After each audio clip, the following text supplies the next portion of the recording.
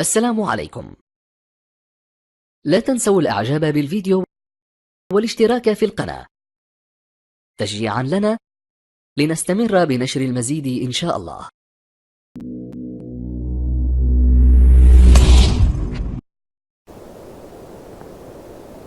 أعزائي متابعي قناة يابي، السلام عليكم ورحمة الله وبركاته. اليوم سوف نتعرف معا على حشرة عجيبة وغريبة، وهي حشرة اسمها دبور الطين البني أو البناء.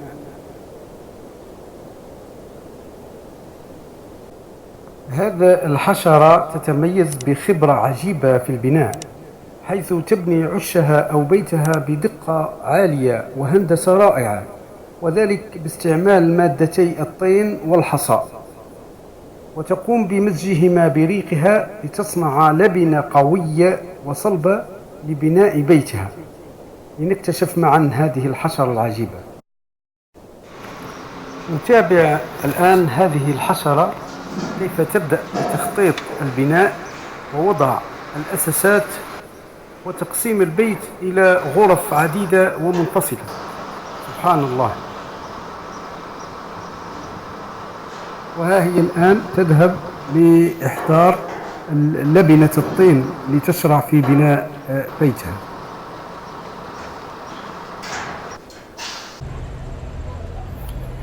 والآن نتابع معا هذه الحشرة كيف تقوم بتحضير لبنة البناء، وذلك بمزج الطين والحصى مع الريق.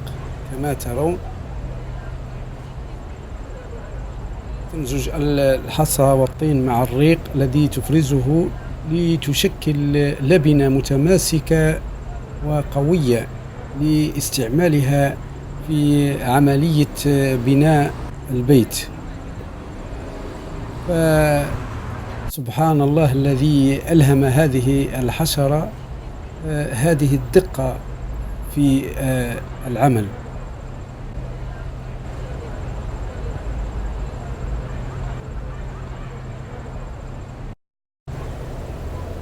وها هي الآن تشرع في عملية بناء البيت بعد أن حضرت اللبنة وأتت بها إلى مكان العمل.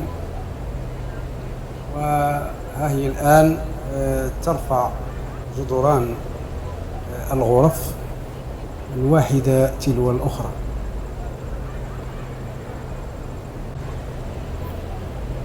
نشاهد الآن هذه الحشرة وهي تواصل عملية البناء والتنقل من غرفة لأخرى، ووضع اللبنات الواحدة تلو الأخرى لرفع جدران البيت وتقسيمه إلى غرف منفصلة.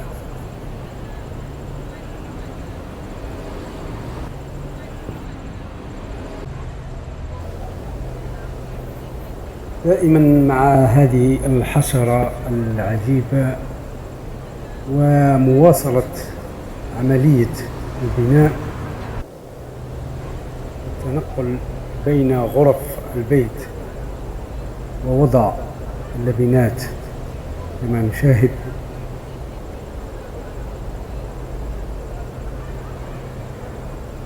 هي تضع اللبنات وتفردها فوق جدران البيت بدقة متناهية. سبحان الله.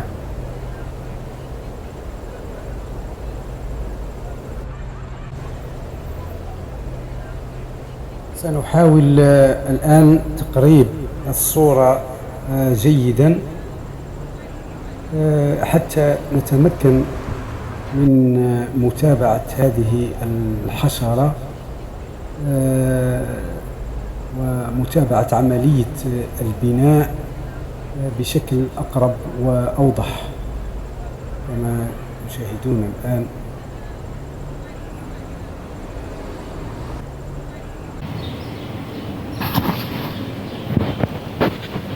شاهدوا هذه الحشرة النشيطة التي لا تتعب ولا تمل، وهي تغدو وتروح لتحضير وجلب اللبنات لإكمال بناء هذا البيت، أو بالأحرى هذه العمارة إذا صح التعبير.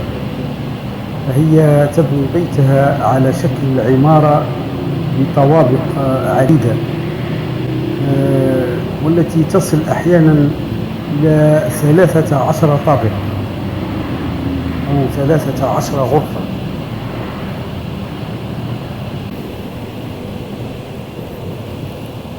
نتابع دائما عملية البناء ووضع اللبنات لإتمام هذا البيت أو العمارة إن صح التعبير،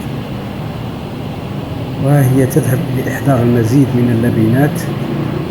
سنقرب الصورة قليلا لنرى كيف تقوم بوضع اللبنات فوق بعضها وكأنها بناء ماهر قبل أن تعود باللبنة. ها هي قد عادت الآن لإتمام عملية البناء دون تعب أو ملل.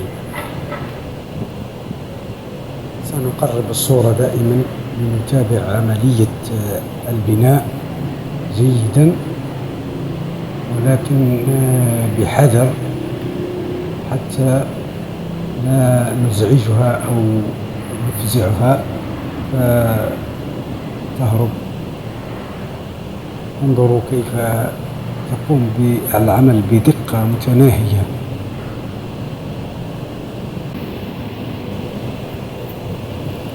نتابع دائما معا عملية البناء. سنقوم بتقريب الصورة أكثر حتى نلاحظ جيدا تركيبة اللبنة من الطين وحبات الحصى وكيفية فردها على أنحاء البيت. ها هي حبات الحصى مع الطين تظهر جيدا، كيف تقوم بمزجها مع بعضها بمهارة لتشكل بذلك لبنة قوية ومتماسكة لترفع بها جدران البيت.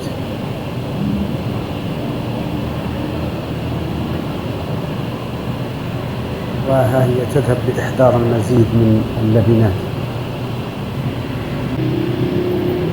والآن هي على مشارف الانتهاء من غلق آخر طابق أو آخر غرفة، وللأسف لم نتمكن من تصوير عملية وضع البيض واليرقات.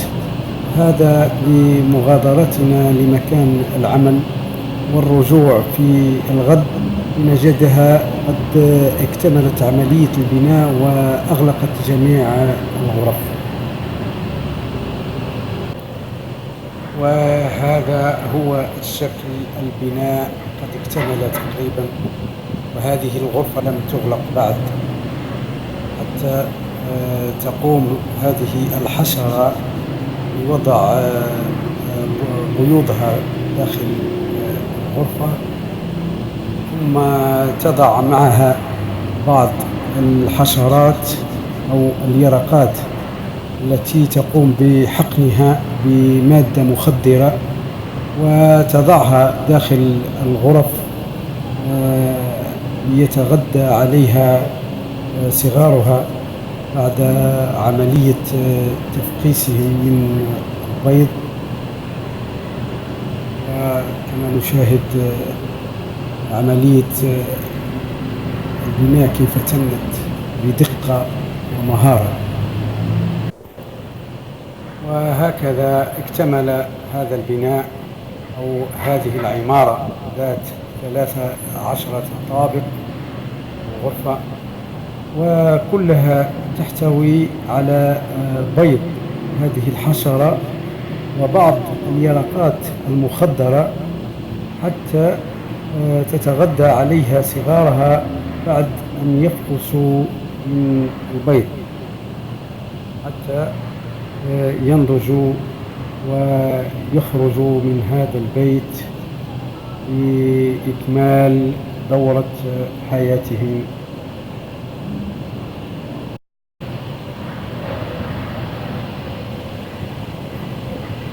كما تقوم هذه الحشرة أحيانا ببناء بيوت منفردة ومتفرقة. ها هي الآن تقوم بإكمال بناء بيت منفرد. نتابع.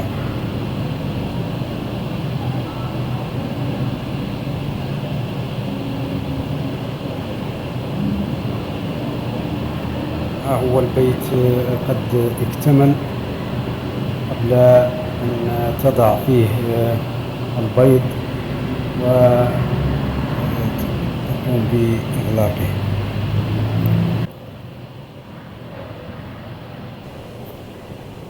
وهذه صورة لحشرة دبور الطين الباني، وهي تقوم بوضع البيض داخل بيتها.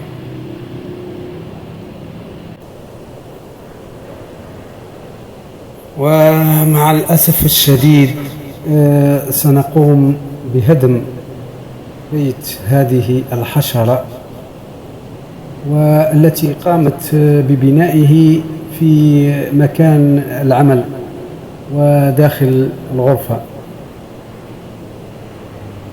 فتحتم علينا أن ننزعه لمزاولة عملنا في هذه الغرفة، ولذلك سنقوم بإزالة هذا البناء العجيب لهذه الحشرة الغريبة والعجيبة.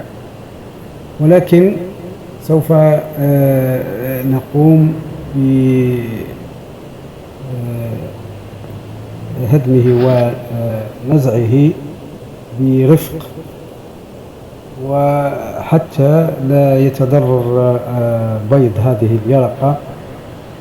وسنضع هذا البيض واليرقات على شرفة النافذة حتى يتسنى لهذه الحشرة أن تأخذهم وتذهب بهم إلى مكان آخر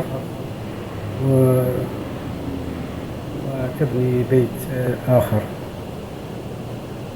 نعم، للأسف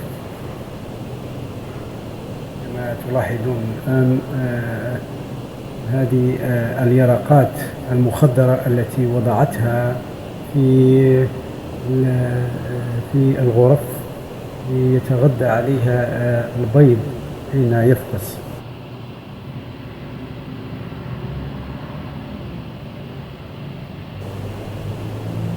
هي هذه اليرقات، هذه هي اليرقات المخدرة التي هي غذاء لبيض هذه الحشرة. شاهدوا عملية بناء هذا البيت أو العمارة، وكيفية توزيع الطوابق أو الغرف واحدة فوق الأخرى. كما تلاحظون حوالي 13 طابقا، 12 فوق بعضهم وواحدة على الجنب. وها هي اليرقات والبيوض، بيوض هذه الحشرة على شرفة النافذة حتى تتمكن من أخذهم إلى مكان آخر.